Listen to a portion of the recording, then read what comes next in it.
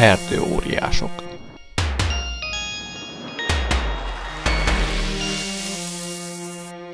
Robottámadás. Erdőóriások. 3. rész. Általánosságban véve a felnőtt erdőóriásokra nem sok veszély leselkedett a hétköznapokban.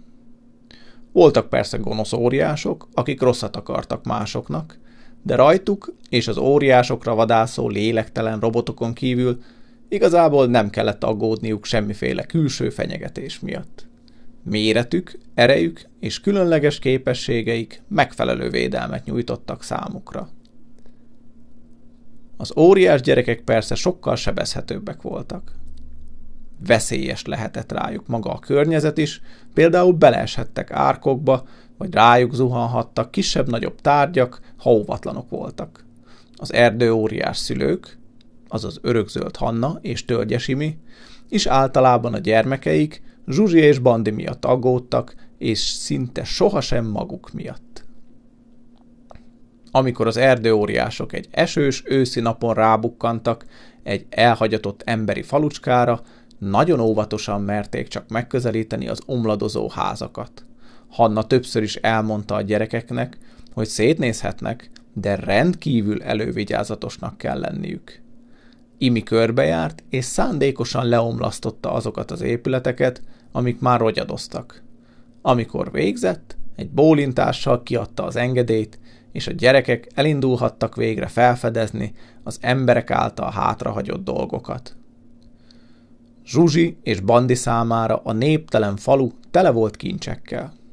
A kertekben érdekes szerszámokat és titokzatos gépeket találtak. A házakban furcsa, ismeretlen tárgyakat leltek, amiknek a rendeltetését csak találgatták. Mivel falánk óriás gyerekek voltak, nézelődés közben kóstolgattak is. Egészen rendhagyó ízű dolgokkal találkoztak az épületekben. Többek között műanyaggal, üveggel, papírral és furcsa fémekkel. A műanyag és az üveg egyiküknek sem vált be. A papír viszont ízlett Zsuzsinak, néhány fémtárgy pedig egész érdekes ízűnek bizonyult Bandi számára. Egy nagy téglaházban találtak maguknak ruhákat is a méretükben, így át tudták cserélni a mindennap hordott, rongyossá vált gönceiket néhány jobb állapotú ruhadarabra. Zsuzsi éppen egy sárga kiskabátot ráncigált magára, amikor odakintről felhangzott Hanna kiáltása. Gyerekek, gyertek ki gyorsan, baj van! A következő pillanatban hatalmas robaj rázta meg a világot.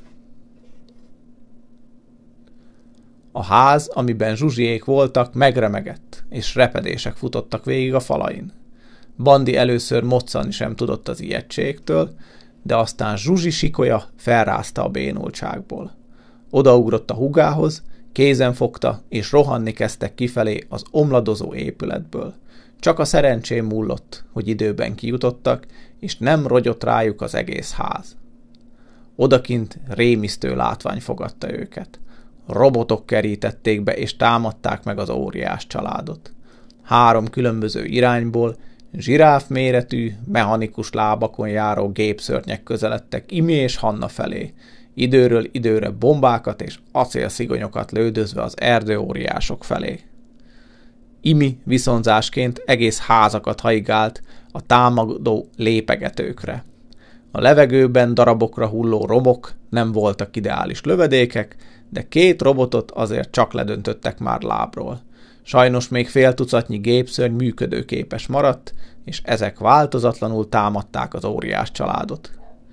Imi megperzselődött ugyan a bombáktól, és néhány szigony is kiállt a testéből, ám hősiesen kitartott, nem mozdult el a tűzvonalból.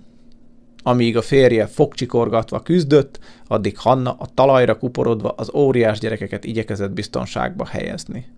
Amint Bandiék kiléptek az összedőlő házból, felkapta és a hátligetébe rejtette őket. Ezután jelzett a férjének, hogy megvannak a gyerekek, így most már menekülhetnek. Imi zárótűzként még elhajított egy egyenletes házat a legközelebbi gépszörny felé, aztán nyakába szedte a lábát.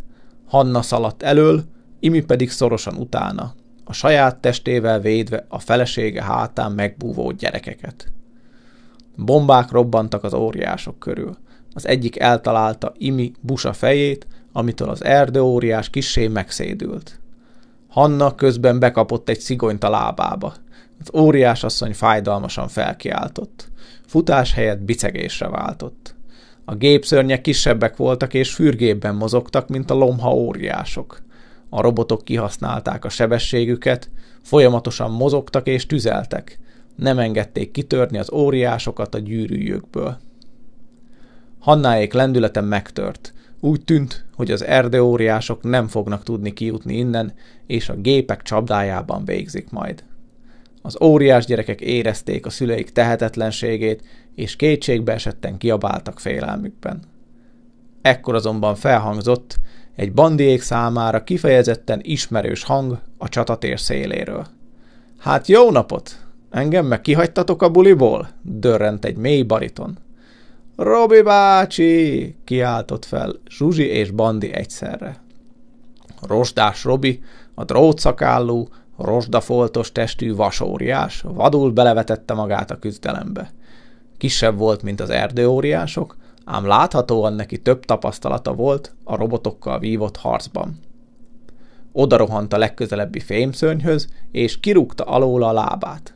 Megragadta a földre zuhanó lépegetőt, majd hatalmas bunkóként használva az ellenfelét, leütött vele egy másik robotot. Közben 2 szigony és egy bomba találta el, de ezeket fel sem vette. A lövedékek hangosan döngve, ám ártalmatlanul pattantak le Robi kemény, fémes bőréről. A robotok figyelme az új ellenfelük felé fordult. Ösztüzet zúdítottak a vasóriásra. Robi kihívóan felnevetett, és a markában lévő lépegetőt pajzsként maga előtt tartva a gépszörnyekre rontott. Amikor az egyik ellenfele hátrálni kezdett előle, a vasóriás egyszerűen hozzávágta a kezében fogott robotot. Ezután puszta kézzel ketté tépett egy másik lépegetőt, és a szétcincált robot lábát rákcsálva fordult a maradék 2 ellenfele felé. Az utolsó lépegetők ezen a ponton sarkon fordultak és kereket oldottak. A lesántult Hanna és a viharvert Imi tátott szájjal bámult a megmentőjükre. Az óriás asszony hátán Bandiék üdvribalgásban törtek ki. Úgy skandálták Robi bácsi nevét, mintha csak a kedvenc foci csapatuk nyert volna egy fontos meccsen. Köszönjük, amit értünk tettél, mondta Imi. Az adósaid vagyunk. A fémevő szerényen elmosolyodott. Nem tesz semmit. Távolról hallottam a csihipuhi hangját, és úgy gondoltam, megnézem, mi a helyzet. Láttam, hogy bajban vagytok, a robotok vasrészeit meg imádom befalni, szóval egyértelmű volt, hogy segítek. A gyerekeink ismernek téged, szólt Hanna. Találkoztatok pár napja. Te vagy Rozsdás Robi, a vasóriás. Így van, ezek szerint a hírem megelőzött. Akkor ti lehettek a kis erdőóriások szülei. Nagyon örvendek a találkozásnak. Robi ekkor leült a földre, és elkezdte felfalni az egyik szétvert robotot. Teli szájjal csámcsogva folytatta. Ha nem veszitek tolakodásnak, azt javaslom, hogy egy darabig utazzunk együtt. Errefelé nagyon sok robot vadászik óriásokra. A gépek nekem ugyancsak ennivalót jelentenek, de számotokra gondot okozhatnak. Na, mit szóltok? Hanna és Imi egy emberként bólogattak a javaslatra. Bandiék hangosan hurráztak a vasóriás ötlete hallatán. Így lett Robi egy csapásra a vándorló erdőóriások kísérője és védelmezője.